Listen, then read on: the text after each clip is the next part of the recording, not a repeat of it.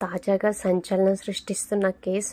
ఓ young hero తనను మోసం చేశాడంటూ అమ్మాయి పోలీస్ మెట్లు ఎక్కడం ఇదే అందరూ వింతగా చూస్తున్నారు. అయితే ఇప్పుడు అందరి చూపు దానివైపే ఉంది.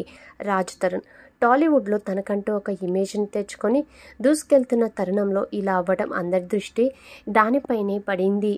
అదే కాకుండా సినిమా రిలీజ్ కూడా దగ్గరలో ఉన్న తరుణంలో లావణ్య అనే యువతి రాజ్ తరుణ్పై కేసు పెట్టి రచ్చ చేస్తుంది. కాగా ఈ కేసు సినిమా రేంజ్ ట్విస్టులతో ఆసక్తికరంగా సాగుతుంది. ఇద్దరు హీరోయిన్లతో పాటు ఓ స్టార్ యాంకర్ పేరు కూడా బయటకు వచ్చింది. కానీ యాంకర్ ఇంకా ఈ విషయం గురించి స్పందించకపోవడంతో అంతా నిజమని నమ్ముతున్నారు.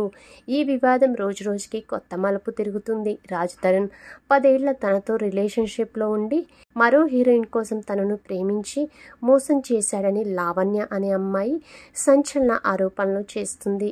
రాజ్ తరుణ్కి తీవ్రమైన చిక్కులు తప్పేలా కనిపించడం లేదు. దాదాపు దశాబ్దం పైగా వీళ్ళిద్దరూ సహజీవనం చేశారు. ఆమెతో శారీరకంగా సంబంధం ఉన్న మాట వాస్తవమే అని రాజ్ తరుణ్ కూడా మీడియా ముందు ఒప్పుకున్నాడు. అయితే కొందరి వల్ల రాజ్ తరుణ్ తనని పట్టించుకోవడం లేదని లావణ్య ఆరోపిస్తుంది. రాజ్ తరుణ్ తనకి కావాలని, ఇప్పటికీ అతన్ని ప్రేమిస్తున్నానని లావణ్య మీడియా ముఖంగా బోల్డ్గా చెప్తుంది. Raj Tarun audio calls, chatting ఇలా పలు ఆధారాలను లావణ్య బయటపెట్టింది. అన్నిటికంటే సంచలనం రేపుతుంది. రాజ్ తరుణ్ని చిక్కుల్లో నెడుతున్న అంశం మరొకటి ఉంది. లావణ్యకి రాజ్ తరుణ్ 2 సార్లు ఆపరేషన్ చేయించాడంట. వాటికి సంబంధించిన ఆధారాలని కూడా లావణ్య బయటపెట్టింది. రాజ్ తరుణ్ కూడా లావణ్యపై ఆరోపణలు చేస్తున్నాడు. లావణ్య మాత్రం మీడియాకి ఎక్కువగా ఇంటర్వ్యూలు ఇస్తూ మరింత సంచలనం సృష్టిస్తుంది. కొంతమంది హీరోయిన్లతో ఎఫ్ఐఆర్ పెట్టుకోవడం వల్ల రాజ్ తరుణ్ తనని పట్టించుకోవడం లేదని లావణ్య తెలిపింది. ఆ హీరోయిన్ల పేర్లు కూడా చెప్పింది. శాలిని పాండే, రిద్ధి కుమార్, మాల్వి మాల్హోత్రాతో పాటు బిగ్ బాస్ అరియానా కూడా అని తెలిసింది. రాజ్ తరుణ్తో అరియానా ఎఫ్ఐఆర్ పెట్టుకున్నా మీకు ఎలా తెలిసింది అని యాంకర్ ప్రశ్నించగా లావణ్య సమాధానమిచ్చింది. అరియానాతో ఎఫ్ఐఆర్ మొదలయ్యాక రాజ్ ఇంటికి వచ్చేవాడు కాదు. అరియానా నాతో ప్రవర్తించే విధానం కూడా మారింది.